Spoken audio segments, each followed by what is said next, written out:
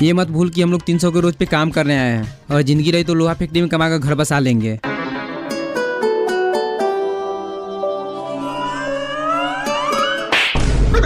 क्या कर रहा है साले, सभी देख रहा है। घर बसाने की बात करता साले, यहाँ किसे घर उजड़ने वाला है।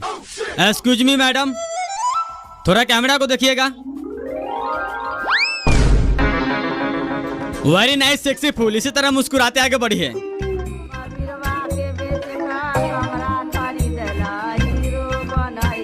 रुकिए मिस,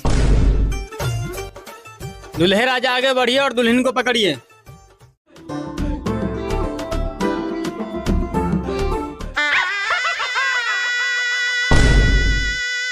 रे साला का तरह ज्यादा इधर उधर का मत सोच, लड़की का हाथ पकड़ने के लिए बोले हैं।